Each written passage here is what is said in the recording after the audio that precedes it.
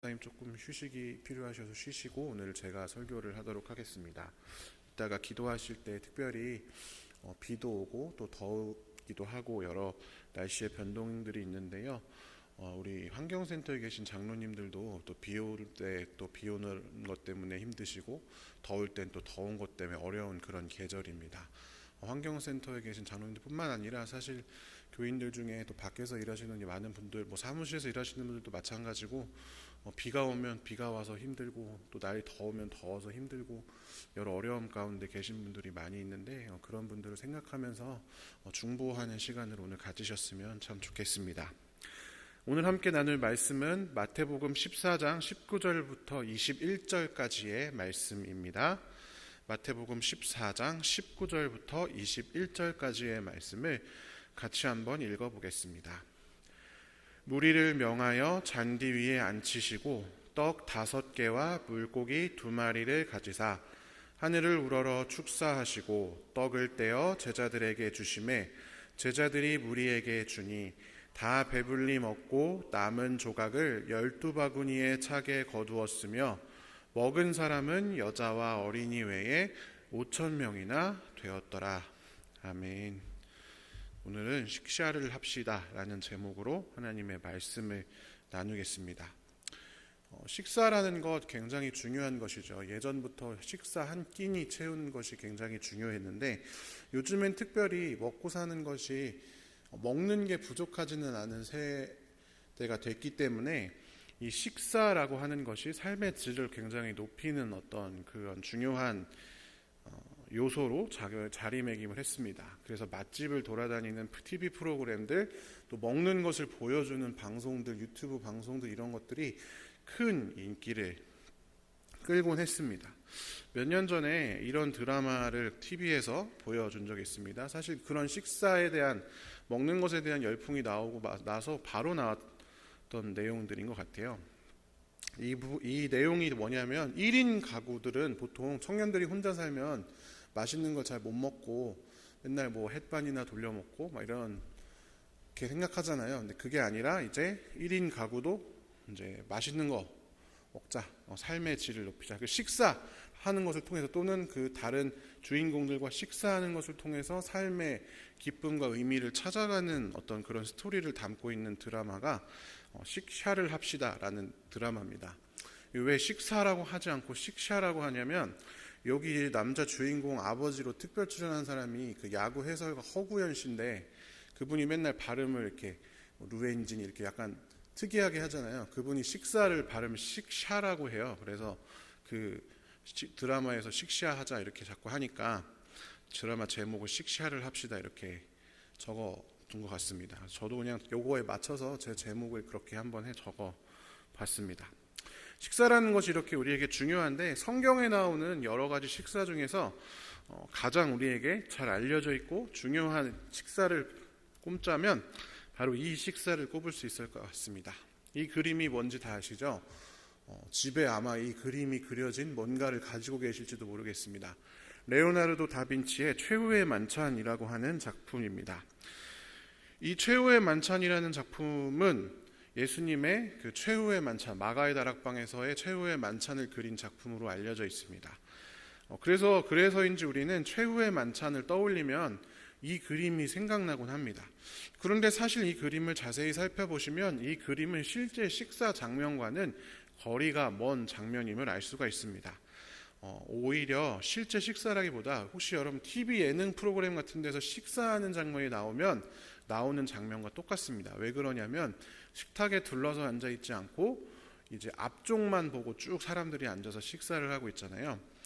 이거는 실제 식사 장면을 그대로 이렇게 상상해서 그린 것이라기보다는 예수님과 12제자의 어떤 캐릭터를 드러내서 그림을 그리기 위해서 이런 형태의 표현 형식을 사용을 했습니다. 그렇다면 실제 식사 풍경은 어떠했을까요? 실제 유대인의 식사 풍경은 음식을 빙 둘러서 비스듬히 기대어서 누운 자세로 이제 먹는 다소 느긋한 분위기였다라고 합니다. 사실 실제로 최후의 만찬은 이 그림처럼 하는 것이 아니라 식탁에 삥 둘러서 약간 기대어서 옆으로 이제 앉아가지고 대화 나누면서 식사를 했을 것이다, 이렇게 추측을 하는 거죠. 요즘의 연구들에 따르면 성경에 있는 내용들을 또 자세히 읽어보시면 아시겠지만 이때 12제자뿐만이 아니라 다른 제자들, 예수님을 따라다니던 다른 제자들, 그리고 예수님과 함께 제자들 중에는, 예수님과 함께 다니던 제자들 중에는 뭐 막달라 마리아 같은 예수님의 여자 제자들도 있잖아요. 그런 여성들도 함께 있었을 것이라 이렇게 이야기를 합니다. 예수님의 마지막 사역이 식사였습니다.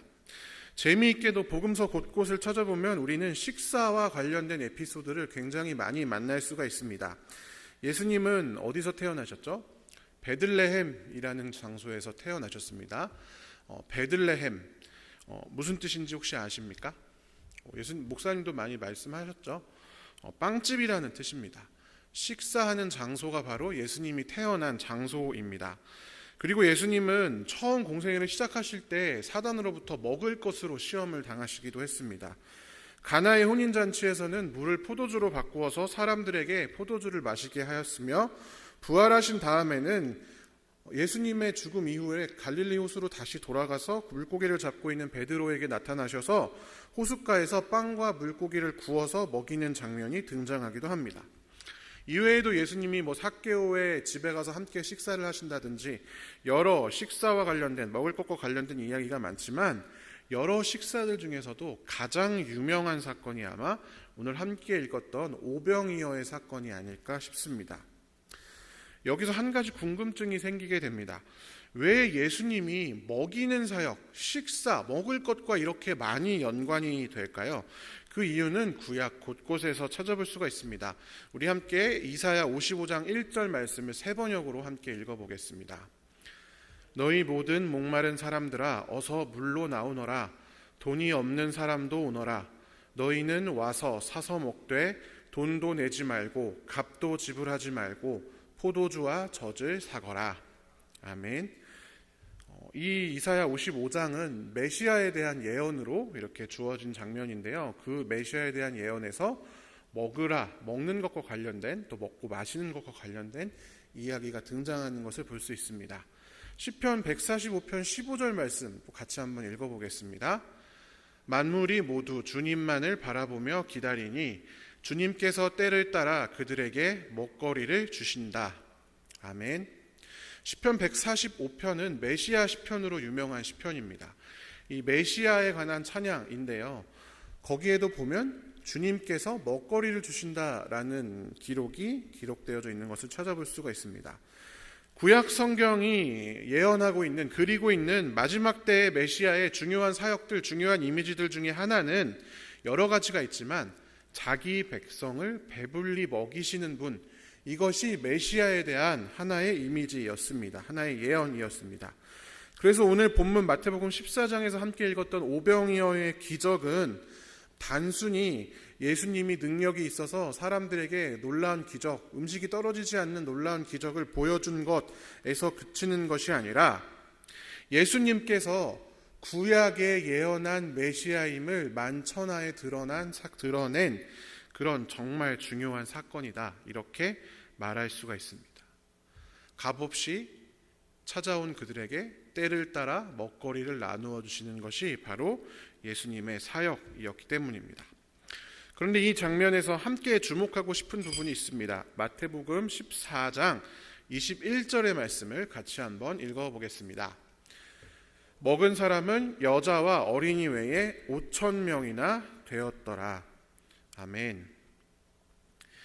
여기에 보시면 여자와 어린이 외에 5,000명이나 되었다라는 기록이 있습니다. 여러분들 여기에 새벽기도 나오시는 정도면 다들 신앙의 연수도 있으신 분들이 많이 있을 거고, 이런 이야기를 아마 들어보셨을 겁니다.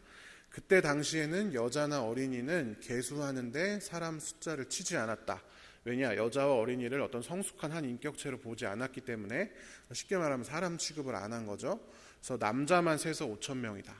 이렇게 실제로는 5,000명보다 더 많았다.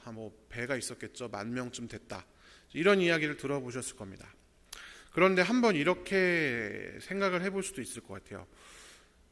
그때 당시는 유대인뿐만 아니라 사실은 일반 중동에 있는 사람들도 다 그렇게 생각하고 살았는데, 왜 굳이 여기에 그냥 먹은 사람은 5천 명이나 되었다 이렇게 하면, 우리야 지금 이게 헷갈리지만 그때 당시는 여자와 어린이라고 굳이 기록하지 않아도 먹은 사람은 5천 명이나 되었더라 하면, 이게 남자 숫자구나, 여자랑 어린이 좀 더 있었겠네, 누구나 다 그렇게 쉽게 유추할 수 있고 생각할 수 있는데, 왜 굳이 여자와 어린이 외에 5천 명이나 되었다, 이 여자와 어린이라는 말을 굳이 기록을 했을까요? 일부러 언급을 했을까요? 그 이유는 분명합니다. 예수님이 가져오시는 그 진짜 메시아 예수님께서 이 땅에 가져오시는, 선포하시는 하나님의 나라는 성인 남자뿐만이 아니라 당시에 세상의 주류를 이루고 있던 성인 남성뿐만이 아니라 여자와 어린이를 포함한 어떤 차별이나 소외도 없는 모두가 받아들여지고 모두에게 해당되는 그러한 나라임을 이 식사 오병이어 장면을 통해서 보여주고 있다라는 것입니다. 그런데 이 일은 지금은 아무렇지도 않은 것처럼 들릴 수 있지만 당시에는 굉장히 놀라운 일이었습니다. 바리새인들과 유대 종교 지도자들은 예수님을 가리켜 이런 공격을 하곤 했습니다. 마태복음 11장 19절의 말씀 같이 읽어보겠습니다. 그들이 말하기를 보아라, 저 사람은 마구 먹어대는 자요 포도주를 마시는 자요 세리와 죄인의 친구라 한다. 아멘. 당시는 그렇게 식사를 많이 하는 것도 이상한 일이었고, 맨날 모일 때마다 밥 먹고 맨날 모일 때마다 식탁을 나누고 오병이어 먹을 거 나눠주는 것들 굉장히 이상한 일이었다라는 것입니다. 그리고 세리와 죄인의 친구다라는 평가를 예수님이 받았습니다. 예수님께서 율법적, 도덕적으로 더 낫다고 생각하는 자기들보다 훨씬 더 격이 떨어지는 죄인들과 어울려서 식사를 하고 밥을 먹고 포도주를 마시는 꼴이 그때 당시의 종교 지도자들에게는 도무지 받아들일 수 없는 그러한 일이었기 때문입니다. 그리고 사실은 그런 예수님조차도 예수님의 출신이 그들이 보기에는 마음에 들지 않았습니다. 우리 요한복음 7장 49절과 52절에 나와 있는 이 말씀을 세 번역으로 같이 한번 읽어보겠습니다. 율법을 알지 못하는 이 무지렁이들은 저주받은 자들이다. 당신도 갈릴리 사람이요, 성경을 살펴보시오. 그러면 갈릴리에서는 예언자가 나오지 않는다는 것을 알게 될 것이오. 아멘. 당시에 갈릴리 사람들은 호수에서 이제 그 물고기를 잡던 어부들이죠. 당연히 거의 대부분이 까막눈이었습니다. 글을 모르는 문맹이었던 것이죠. 글을 모르기 때문에 율법도 알 수가 없습니다. 그래서 갈릴리 사람들은 대부분 그때 당시 종교 지도자들로부터 율법을 알지 못하는 자들, 저주받은 자들로 칭함을 받았고, 그렇기 때문에 갈릴리 사람이라고 불리우는 예수님도, 야, 네가 무슨 예언자냐, 갈릴리에서 네가 살았는데 그렇게 갈릴리에서 살았는 네가 무슨 예언자냐, 이런 차별을 예수님도 받았던 것입니다. 그런 예수가 나타나서 세리와 죄인과 어울리며 식사를 하는 것이 이들이 볼 때에는 도무지 받아들일 수 없는 일들이었다라는 것이죠. 여러분, 오늘날에도 이렇게 자신의 존재를 여자와 어린이, 갈릴리 사람들 혹은 나병 환자들, 세리와 죄인들처럼 자신의 존재를 부정당하는 사람들이 있습니다.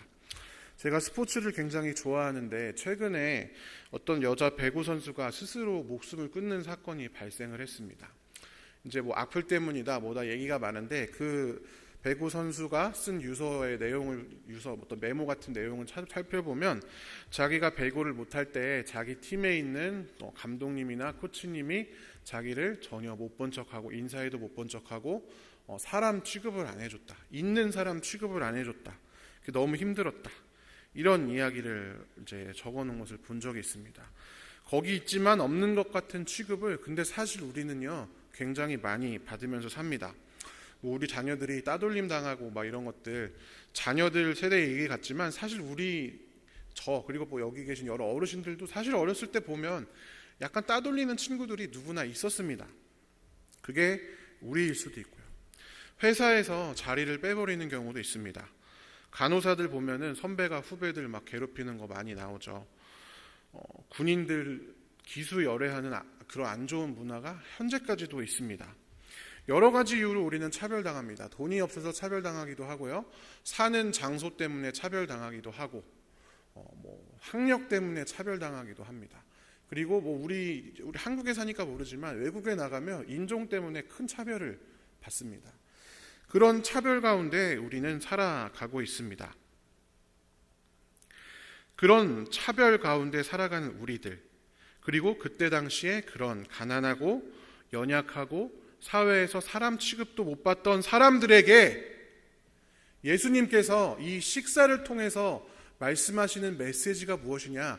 너희도, 그리고 차별받는 사람도 차별하는 사람도 모두가 다 하나님 나라의 일원이다.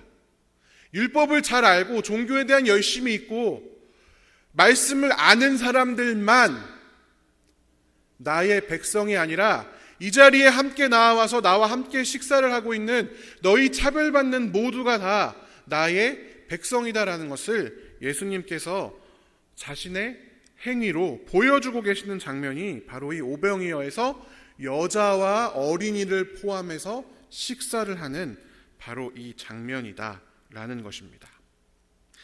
당시 지배자들에게 율법이란 것은 저들과 나를 나누는 경계선이었고 약자들을 지배하기 위한 수단이었습니다. 그런데 이 예수라는 젊은이가 무엄하게도 갈릴리 출신이 감히 그 경계선을 뚫고 들어와서 우리가 쳐놓은 율법이라고 하는 이 종교 지도자들이 쳐놓은 이 경계를 다 허물고 우리 모두가 하나다. 율법은 원래 그런 것이 아니다. 하나님 나라는 원래 그런 것이 아니라 우리 모두가 다 하나이니라 이렇게 이야기하고 다니니까 바리새인과 종교 지도자들이 저 예수를 죽일 수밖에 없었던 것입니다. 예수님은 자신의 생명을 걸고 우리들을 자신의 식사 자리에 초대하여 주셨던 것입니다. 주님의 초대에는 차별이 없습니다. 누구도 일부러 따돌림 당하거나 그 존재를 부정당하고 싶은 사람은 없을 것입니다. 하나님 나라에서는 그런 일이 일어나지 않습니다. 율법은 사람들에게 무거운 짐을 지우고 기준에 미치지 못하는 자들을 구별하고 니는 죄인이야. 딱지 붙여서 넌 죄인이니까 죄인끼리 있어. 타락시켰지만 예수님은 그렇지 않으셨습니다. 로마서 10장 12절 말씀을 같이 읽어보겠습니다. 유대 사람이나 그리스 사람이나 차별이 없습니다. 그는 모든 사람에게 똑같이 주님이 되어주시고 그를 부르는 모든 사람에게 풍성한 은혜를 내려주십니다. 아멘. 골로새서 3장 11절 말씀도 같이 읽어보겠습니다. 거기에는 그리스인과 유대인도 할례받은 자와 할례받지 않은 자도 야만인도 스구디아인도 종도 자유인도 없습니다. 오직 그리스도만이 모든 것이며 모든 것 안에 계십니다. 아멘. 당시에는 사람 취급도 받지 못했던 여자와 어린이와 환자들과 세리와 죄인들을 넘어서 이방인들과 종에게까지 예수 그리스도는 우리에게 그 식사를 허용하여 주셨습니다. 먹기를 탐하는 자, 술 좋아하는 자, 세리와 죄인의 친구라는 비아냥을 받으면서도 그런 비아냥에 아랑곳하지 않으시고 더 많은 사람들의 용서와 포용과 회복의 식탁으로 부르셨습니다. 하나님 나라의 식탁은 바로 우리 같은 죄인들에게 활짝 열려 있는 것입니다.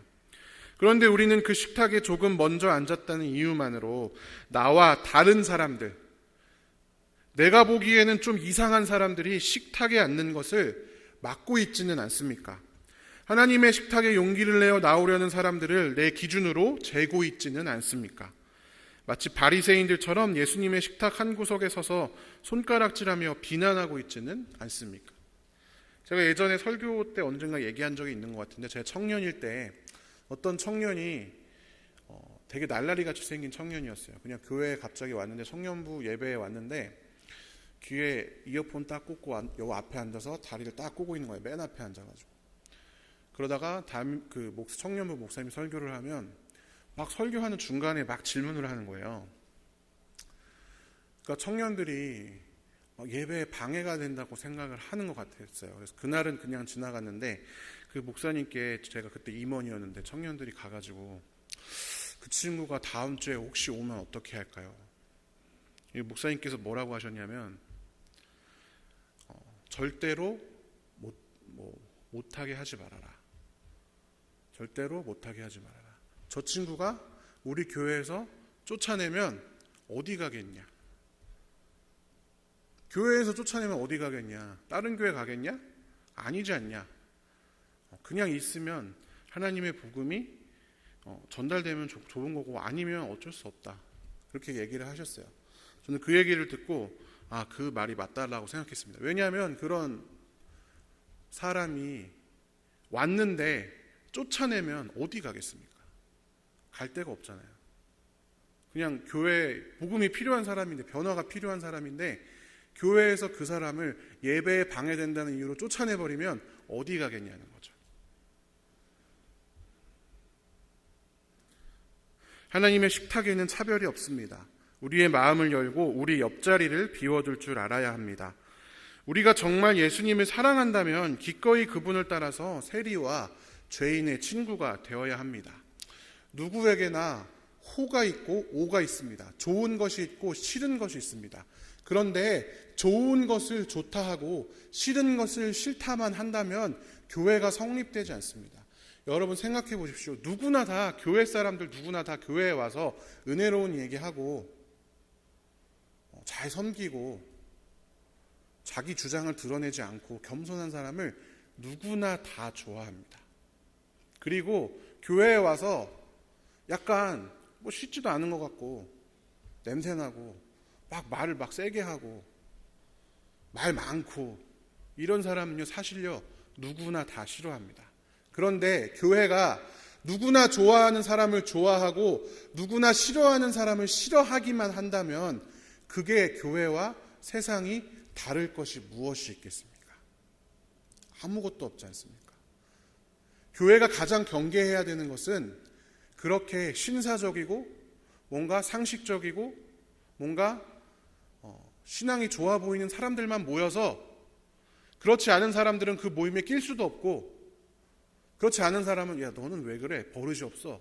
너는 왜 그렇게 예의가 없어? 너는 왜 이렇게 신앙이 없어? 정죄하면서 그런 사람들만 모여서 차 마시면서 좋은 대화만 하는 것, 그것이 교회가 가장 경계해야 할 일입니다. 교회에는 모난 사람도 냄새나는 사람도 돈이 있는 사람도 돈이 없는 사람도 모두가 모여서 서로가 서로의 급을 나누지 않고 아무렇지도 않게 주의 자녀로서 둘러앉아서 식사하고 차 마실 수 있어야 그게 진짜 교회다라고 하는 것입니다. 요한복음 13장 34절 말씀에서 예수님께서 우리에게 새로운 율법을 주십니다. 같이 한번 읽어보겠습니다. 이제 나는 너희에게 새 계명을 준다. 서로 사랑하여라. 내가 너희를 사랑한 것 같이 너희도 서로 사랑하여라. 아멘. 여러분 꼭 기억하시길 바랍니다. 누가 누구를 사랑하여라가 아니라 서로 사랑하라 라고 하는 이 말입니다. 이 말은 무슨 말이냐? 여러분, 우리는 자꾸만 뭔가 하나님의 사랑을 더 받은 내가, 돈이 더 많은 내가, 마음의 여유가 더 있는 내가, 인격적으로 더 완성된 내가 누군가에게 베푸는 것이, 그렇지 못한 누군가에게 베푸는 것이 사랑이다라고 생각하지만 실제 사랑은 그게 아니라 서로 사랑하는 거다. 나도 그도 동등한 한 사람, 한 하나님의 자녀의 입장에서 하나님의 자녀이니까 사랑하는 거지, 내가 그보다 뛰어나서, 내가 그보다 사랑이 넘쳐서, 내가 그보다 교육을 더 받아서, 내가 그보다 가진 게 많아서, 인격이 좋아서 베푸는 게 사랑이 아니다라는 것입니다.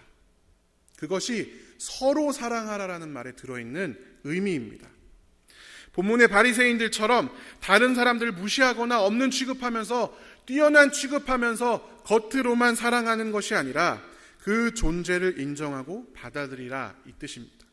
마음속으로 급을 나누지 말라는 뜻입니다.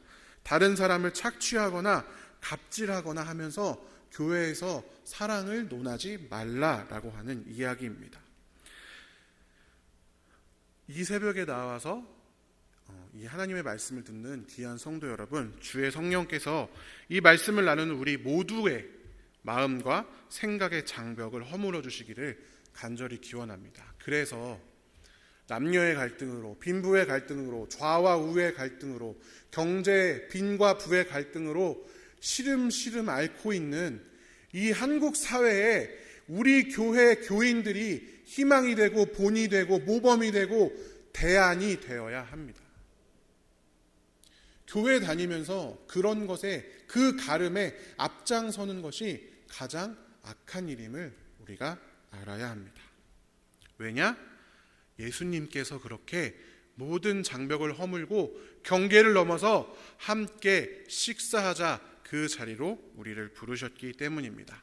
오늘 이 아침에 우리 가운데 서로를 향한 장벽이 무너지는 귀한 은혜의 시간이 되시기를 간절히 축원합니다. 함께 기도하겠습니다.